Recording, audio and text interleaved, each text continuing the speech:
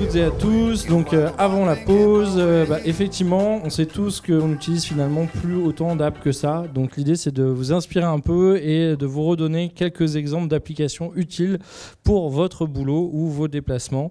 Effectivement, plus en mode benchmark et si vous voulez suivre un petit peu ce qui peut arriver, 2 ou 3 plateformes très populaires chez les millennials. Donc on a House Party qui permet effectivement d'échanger en groupe, en texte ou en vidéo comme vous pouvez le voir à plusieurs. Donc nous ça peut nous sembler un peu le chaos, eux ça leur plaît plutôt pas mal. Un nombre d'usagers assez conséquent en dizaines de millions. Tribe qui revient dans la course, on en avait déjà parlé, ils ont lancé hier une nouvelle version de leur plateforme. Ils ont levé, c'est des Français, ils sont partis dans la Silicon Valley avec Cyril Paglino avec Sequoia et là ils viennent de lancer la nouvelle plateforme qui est là aussi orientée avec du collaboratif vidéo, donc c'est un peu le hangout des jeunes, pour échanger ensemble. Et puis Musical.ly qui a 100 millions d'utilisateurs et qui permet en gros de faire on va dire du lip dub ou en tout cas de mimer des chansons sur lesquelles vous allez filmer en train de chanter en voix off. Ça nous semble un peu étrange, mais en tout cas chez les ados ça cartonne, 100 millions d'utilisateurs. Donc là aussi, si vous voulez voir ce qui pourrait arriver demain, donc préparez-vous à devoir faire peut-être votre chaîne d'entreprise demain, vous devrez chanter, ça va être génial.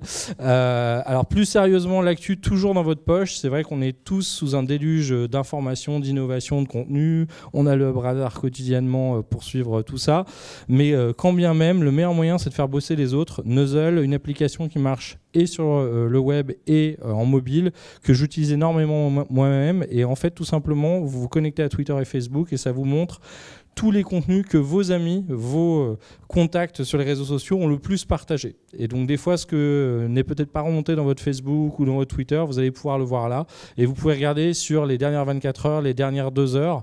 Donc là aussi ça vous permet vraiment de regarder les actus ultra chaudes ou les trucs les plus importants de la journée. Et accessoirement vous pouvez voir aussi avec un deuxième réglage les actus les plus populaires chez les amis de vos amis. Donc là, des fois, ça vous fait découvrir d'autres sujets moins proches et ça évite d'être enfermé dans cette bulle informationnelle qu'on retrouve des fois dans les réseaux sociaux.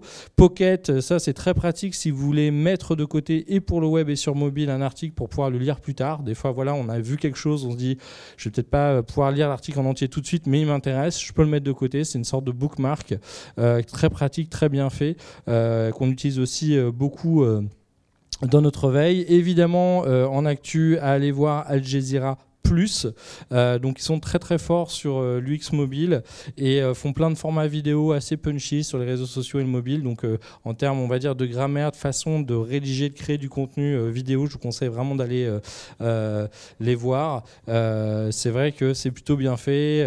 Ils vont utiliser beaucoup d'animation et de texte en surimpression, entre autres si on n'a pas forcément mis le son et beaucoup d'animation, d'infographie animée. Quartz, qui est un des pure players de l'information aux États-Unis qui cartonne. Là, par exemple, ils ont fait une application qui est sous forme de chatbot qui va vous dire voilà un peu les thèmes de la journée et on peut discuter pour creuser tel ou tel sujet. Je ne suis pas complètement convaincu de l'interface encore, mais je trouve que c'est intéressant. Au moins, c'est complètement nouveau et ça change des choses. Alors, on voyage tous en France ou à l'étranger et y a des apps qui peuvent vous gagner ou vous sauver un petit peu de temps. Zenly, alors ça vous permet de localiser vos collègues s'ils sont volontaires et s'ils le veulent bien. Mais nous, on fait par exemple des learning expéditions et quand on veut savoir où est l'équipe du hub, dans quelle rue, est-ce qu'ils sont à côté ou pas, ça nous permet très aisément de savoir où et qui, et du coup de ne pas perdre de temps, savoir quand les gens vont arriver. Donc c'est vrai que c'est assez pratique quand on est en déplacement en équipe. Google Translate, app super pratique, vous filmez avec votre appareil n'importe quel signe en langage un peu exotique et vous avez tout de suite en surimpression la traduction qui s'affiche. Donc si vous allez en Russie par exemple, ça peut être assez pratique. Alors Microsoft Translator, ils en ont hyper sympa qui permet de faire plusieurs choses. Alors d'abord, vous pouvez dire un mot et il va le prononcer dans l'autre langue. Donc là, par exemple, voilà, vous voulez, je sais pas, vous êtes en Chine, vous voulez négocier quelque chose, vous allez vraiment pouvoir l'utiliser comme ça. Ou alors, vous pouvez l'utiliser en mode chat et donc dès que vous tapez, ça traduit de l'autre côté automatiquement et inversement. Donc vous pouvez avoir une discussion, vous envoyez une URL et en fait des deux côtés, vous pouvez être sur mobile, la personne peut être sur desktop ou inversement. Et du coup, ça permet d'avoir une sorte de traduction quasiment simultanée. Alors Google Maps, on le connaît tous. Je ne sais pas si vous avez tous vu ça, mais il y a un petit réglage quand vous allez dans votre application mobile, donc dans les settings, et vous allez voir zone hors connexion. Et en fait, zone hors connexion, Google Maps vous propose de télécharger toute la carte, donc vous définissez la taille de la zone, et vous allez pouvoir la voir en local. Ça veut dire que typiquement, je suis à l'étranger, j'ai pas de forfait data, je peux télécharger mon Google Maps en local de New York, et du coup après, je vais vraiment pouvoir zoomer, aller regarder les rues, etc. Ça me mettra où je suis sur la carte sans utiliser de forfait data. Donc là encore, petit réglage bête, mais ça vous fera faire des économies pour ceux qui l'utilisent pas. Cam Scanner, on a tous des fois de temps en temps un document à envoyer. Il y a encore des gens qui aiment le papier, donc des fois, il faut envoyer, je sais pas, une facture, un document. Vous avez signé quelque chose, vous avez besoin de l'envoyer, ça vous permet de faire un scanner propre via votre téléphone et de vous le remettre, on va dire, au format A4 propre pour pouvoir ensuite l'envoyer depuis votre téléphone. Alors, on a tous besoin de faire du contenu, des photos, de la vidéo. Snapseed, c'est vraiment le Photoshop mobile. Vous pouvez tout faire sur mobile, régler la netteté. C'est assez simple à utiliser, c'est assez puissant. Moi, j'utilise beaucoup pour Instagram, mais c'est vraiment très très pratique pour améliorer la qualité de vos photos prises avec le téléphone. Quand vous avez besoin de faire des petites vidéos animées, il y a Adobe Spark qui est plutôt pratique. Vous uploadez vos 2-3 photos que vous avez fait avec le mobile, vous rentrez un petit texte. Si vous voulez aller dans la même logique, il y a Quick de GoPro qui est gratuit, qui est vraiment hyper bien foutu. Vous choisissez vraiment un peu le thème, l'habillage, et ça vous fait une super petite vidéo, par exemple de la journée ici, vous faites 5-6 vidéos, 4 photos et ça va vous faire le petit clip de la journée.